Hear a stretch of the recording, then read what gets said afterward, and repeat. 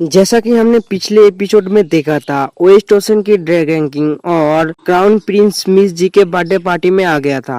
आते ही दो dragon king कुछ देर एक दूसरे से बातें करने के बाद वेस्ट ओशन की ड्रैगन किंग मिस जी के बहुत करीब चला जाता है और बोलता है, जी तुम और भी ज्यादा खूबसूरत हो रहे हो। उसके बाद डराते हुए बोलते हैं, तुम मेरी डॉटर इन लॉ बन जाओ। इस बारे में तुम क्या सोचते हो? ये सुन के मिस जी बहुत ही ज्यादा डर जाता है और साफ साफ मना कर देता है। हमें दिखाया जाता है ड्रैगन किंग झाओ को, जो बहुत ही ज्यादा गुस्सा हो रहा होता है।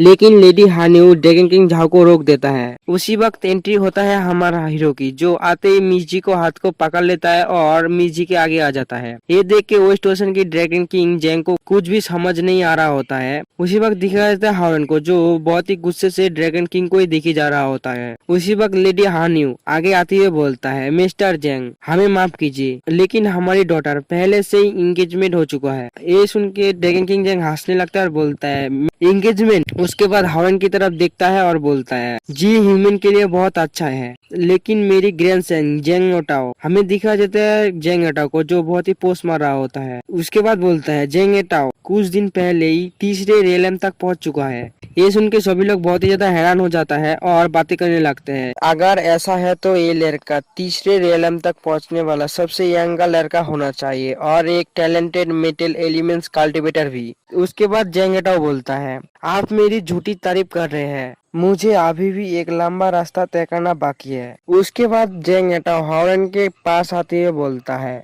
जी एक लड़की है, इसलिए ईस्ट ओशन ड्रैगन ट्राइब को एक बारिश की जरूरत है जो ड्रैगन ट्राइब को संभाल सकता है। लेकिन मुझे नहीं लगता ईस्ट ओशन ड्रैगन ट्राइब को किसी ह्यूमन के ऊपर छोड़ना ठीक होगा। इस बारे में तुम लोग क्या सोचते हो? हमें दिखाया जाता है हॉर्न को, जो आगे से कुछ भी नहीं बोल रहा होता है। उसके बाद दिखाया जाता है जेंग ओटाओ को, जो मिस जी के पास चला जाता है और किसी मैजिक से हॉर्न का वही गिफ्ट वाला डॉल उसकी मेट से ले लेता है और बोलता है, क्या यही बेकार सी गिफ्ट है जो उस ह्यूमन ने तुम्हें दिया है? ये सुन के मिस जी जेंग ओटाओ को बोलती है, इससे तुम्हें कोई लेना देना नहीं है, मुझे वो चीज मेरा वापस कर दो। ये सुन के जेंग ओटाओ उस गिफ्ट को ऊपर फेंक देता है और मिस जी का हाथ पकड़ लेता है और बोलता है, एक मैजिकल टूल इस जैसे बेकार से गिफ्ट से बहुत बेहतर होता है। उसके बाद मिस जी को अपने और करीब लाते हुए बोलता है, और बहुत यूजफुल भी, क्या तुम्हें ऐसा नहीं लगता है? उसी वक्त एक हाथ आके जेंग ओटाओ को हाथ को पकड़ लेता है और बोलता है, तुम जी को जाने दो। हमें दिख रहा था हॉर्न को, जो बहुत ही गुस्सा होते हुए बोलता है, मैंने कहा जी को जाने दो, क्या तुम्हें मेरी बातें सुनाई नहीं दे रहा है? ये सुन के जेंग ओटाओ भी मिस जी के हाथ को छोड़ देता है,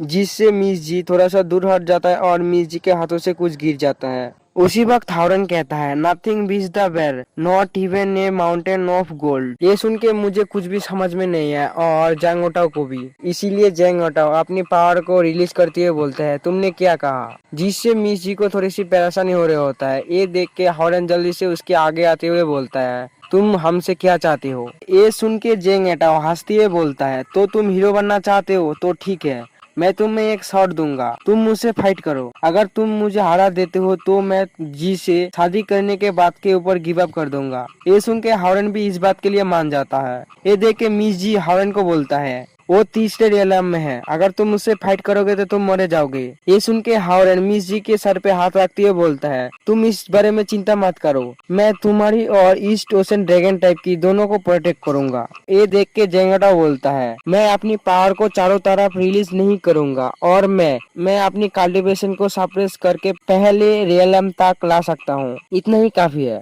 ये सुन के मिस जी गुस्सा होती हुए बोलती है, तुम ये क्या कह रहे हो? तुम उससे भी बाहर निकलो, तुम्हें पता है हॉर्न अभी तक पहले रेलम तक भी नहीं पहुंचा है। ये सुन के जेंग ओटाओ बोलता है, मैं और क्या कर सकता हूँ, ऐसा भी वो बहुत कमजोर है, यही सबसे अच्छा मैं उसके लिए कर सकता हूँ। ये सुन के हॉर्न जेंग ओटाओ को बोलता है, तो चलो तुम मुझे दिखाओ तुम क्या क्या कर सकते हो। नेक्स्ट सीन में दिखाया जाता है फाइट अरीना की तरफ, जहाँ पे चारों तरफ बहुत सारे लोग आए होते हैं और फाइटिंग अरीना के नीचे लावा होता है। हमें दिखाया था हॉर्न को, जो फाइट के लिए रेडी हो चुका है और अपनी स्पिरिचुअल एनर्जी को रिलीज करते हुए अटैक के लिए आगे बढ़ता है। ये देख के जेंग ओटाओ अपनी स्पिरिचुअल एनर्जी से कुछ एरो बनाते हुए बोलता है, तो तुम पहले अटैक करने का हिम्मत रखते हो, तुम हिम्मत वाले हो, तो मैं इसके लिए जरूर सबक दूंगा। और इसी के साथ हमारा एपिसोड एंड होता है।